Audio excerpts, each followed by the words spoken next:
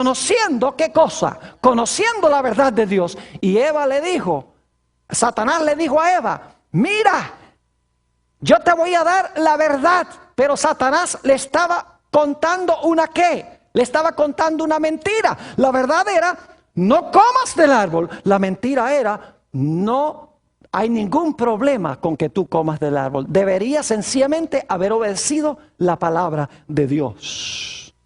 Ahora yo quiero preguntarles, ¿qué viene primero? ¿Lo genuino y luego la falsificación? ¿O la falsificación y luego lo genuino? Ustedes saben bien que primero viene lo genuino y después viene la falsificación. ¿O es que los falsificadores dicen, miren, hagamos un billete falso de $7 y el gobierno dice, qué buena idea, hagamos uno genuino? Pues claro que no, ustedes saben que no. Primero el gobierno hace un billete genuino, ¿verdad? Y entonces los falsificadores hacen una falsificación. Y mientras más se parezca el falso al verdadero, más engaña. Mientras más el error se parece a la verdad, más engaña. Y la verdad siempre viene primero y la falsificación viene después en el tiempo. En 2 Corintios 11 y el versículo 3 nos dice que Satanás engañó a Eva con su astucia. El diablo es mucho más inteligente que nosotros. El diablo ha tenido mucha experiencia en la empresa del engaño. Y la Biblia dice que es un personaje supremamente astuto. En Apocalipsis, el capítulo 12 y el versículo 9, dice que en los últimos días Satanás va a engañar a todo el mundo. Prácticamente todos los seres humanos van a ser engañados por Satanás. Y la razón es muy sencilla. En vez de conocer la verdad y obedecer la verdad, lo que van a hacer es aceptar los errores de Satanás que se parecen mucho a la verdad, pero que son falsificaciones. Ahora, como les mencioné, Satanás en el comienzo usó 5 métodos de engaño para lograr vencer a Eva. Y esos son los métodos que él va a usar al final de la historia. Yo quiero que estudiemos esos 5 métodos en el resto de nuestro tema. Vayan conmigo a Génesis, el capítulo 3 y el versículo 1. Vamos a hablar de nuestro primer método. El primer método es que Satanás hace milagros y engaña a la gente por los milagros que desempeña. Dice en Génesis 3 y el versículo 1, pero la serpiente era astuta más que todos los animales del campo que Jehová Dios había hecho, la cual dijo a la mujer, ¿con que Dios os ha dicho, no comáis de todo árbol del huerto? Ahora usted dice, ¿a dónde está, Pastor Bor, el milagro allí? Yo quiero preguntarles, ¿cuántos de ustedes han ido a un zoológico y la serpiente les habla? Yo les apuesto que si ustedes van a un zoológico y una serpiente levanta la cabeza y dice, buenos días, señor, ustedes van a salir corriendo. Porque para que una serpiente hable, tiene que haber un ¿qué? Eso sería un milagro. Es decir, el diablo está haciendo un milagro mentiroso. Sorprende a Eva porque Eva no sabía que la serpiente podía hablar. Y la serpiente no podía hablar, pero el que estaba hablando era Satanás. Es decir, Satanás estaba haciendo un falso milagro, dando la impresión de que la serpiente podía hablar. Estaba tratando de engañarla por este milagro. Ahora lo interesante es, escuchen bien, que la serpiente podía volar. Y ustedes, ¿cómo sabe que la serpiente podía volar? Varias razones. En primer lugar, en civilizaciones antiguas se han conseguido serpientes con alas. Es interesante, han conseguido serpientes con alas. En las civilizaciones antiguas siempre pintaban a las serpientes con alas. Eso demuestra que ellos tenían una memoria de algo que iba hasta el principio. No solamente eso, sino que en Isaías 14:29 habla de serpientes con alas. Y la razón más importante es que nos dice aquí en Génesis, el capítulo 3, que cuando la serpiente se dejó usar por Satanás, Dios le dijo a la serpiente, de ahora en adelante te vas a arrastrar y vas a comer polvo. Si ya se estaba arrastrando y comiendo polvo, eso no hubiera sido ningún castigo. La serpiente podía volar. Y en realidad Eva esperaba que viniera una serpiente, porque Dios le había dicho a Adán y Eva, miren, va a venir Satanás al huerto para tratar de lograr que ustedes pequen, para tratar de convencerlos de que coman del árbol.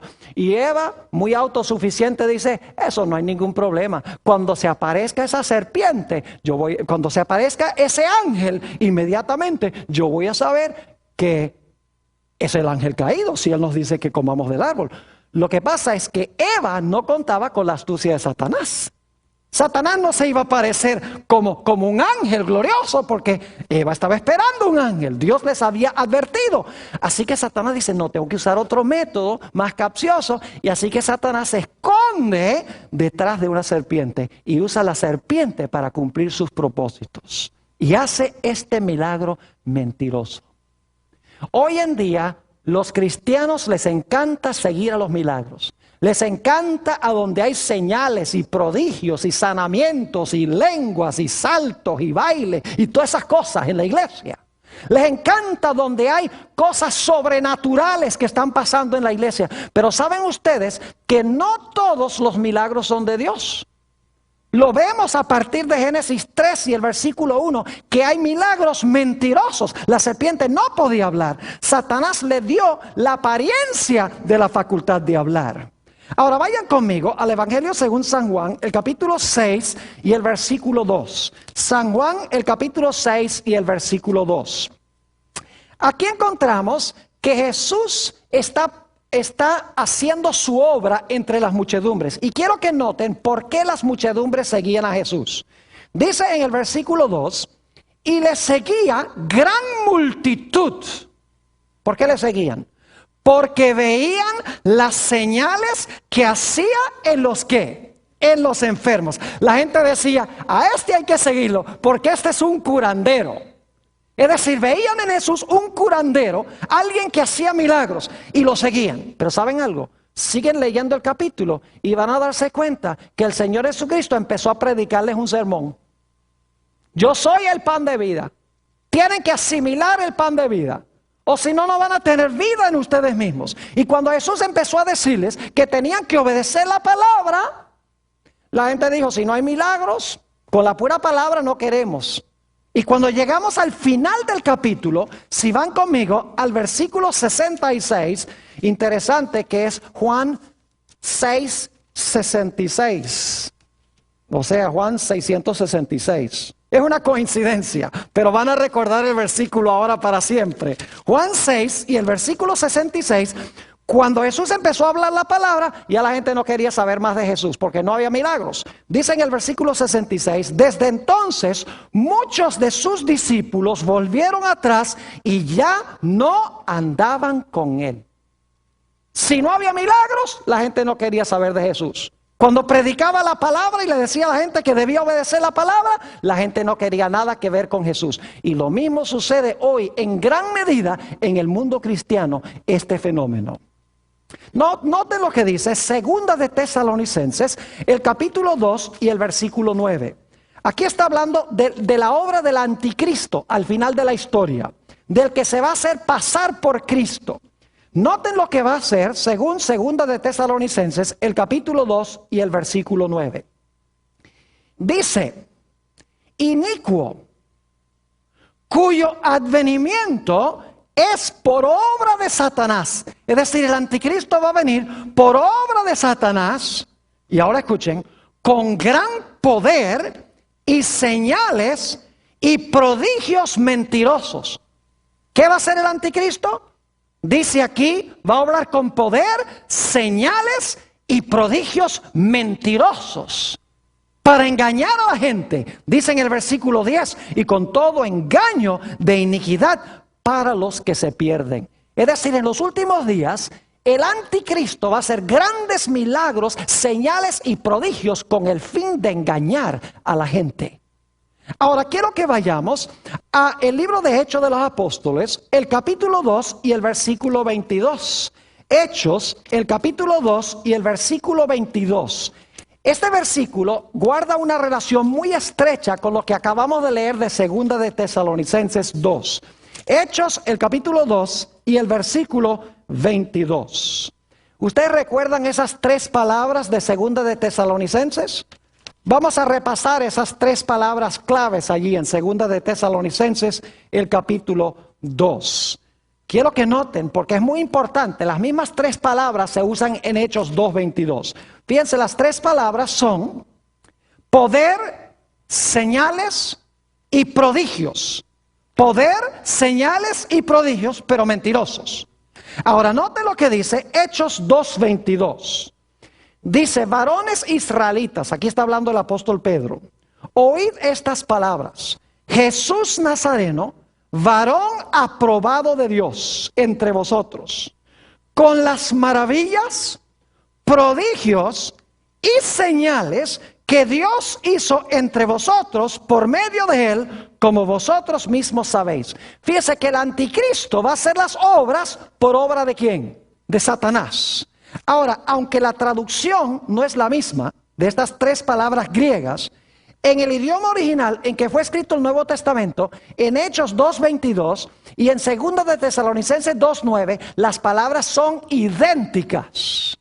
Es decir, que las palabras poder, señales y prodigios en 2 de Tesalonicenses 2:9 y las palabras maravillas, prodigios y señales en Hechos 2:22 son las mismitas palabras en el idioma en que fue escrito el Nuevo Testamento, el griego. ¿Qué quiere decir esto? Quiere decir que el anticristo va a falsificar las obras que hizo Jesús. Porque si se usan las mismitas palabras para describir lo que va a ser el anticristo, y es lo que hizo Cristo, quiere decir que el anticristo va a sanar enfermos. El anticristo va a hacer maravillas, va a echar demonios, va a hacer todas estas cosas. Y la gente va a creer que es ¿quién? Que es Cristo. Porque eso fue lo que hizo Cristo cuando estuvo en la tierra. Y saben ustedes que este fenómeno va a pasar en el mundo cristiano. Note lo que dice en el Evangelio según San Mateo, el capítulo 7 y el versículo 21 al 23. Fíjense qué tremendo esto. San Mateo, el capítulo 7 y el versículo 21 al 23. Dice Jesús, no todo el que me dice Señor, Señor, entrará en el reino de los cielos, sino el que hace la voluntad de mi Padre que está en los cielos. Yo pregunto, si esta gente dice Señor, Señor, ¿están profesando seguir a Jesús? ¿Si lo llaman Señor, Señor? Claro que sí. Jesús dice, no todo el que me dice Señor, Señor. Si la gente lo está llamando Señor, es porque ellos profesan ser de Jesús. Ahora noten el versículo 22. Muchos me dirán en aquel día, Señor, Señor, ¿no profetizamos en tu nombre? Si están usando el nombre de Jesús, ¿dicen que son cristianos? Claro que sí. ¿Y en tu nombre echamos fuera qué? Demonios. ¿Y en tu nombre hicimos muchos qué? Milagros. Y Jesús va a decir, claro, ustedes son míos porque usan mi nombre y echan demonios y dan profecías y hacen milagros. Ustedes son míos. ¿Es lo que dice Jesús? No, versículo 23. Y entonces les declararé, nunca os conocí. Apartaos de mí, hacedores de qué? Hacedores de maldad. Fíjense que son cristianos profesos, porque ellos llaman a Jesús Señor, Señor, y usan el nombre de Jesús. Pero Jesús dice, yo no los conozco a ustedes, apártense de mí, obradores de maldad. ¿Saben que esa palabra maldad se podría traducir mejor?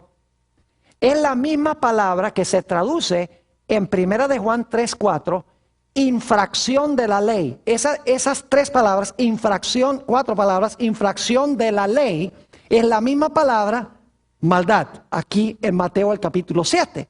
Es decir, se puede traducir esto, apartaos de mí, infractores de la ley. Apartaos de mí los que desobedecéis mi ley.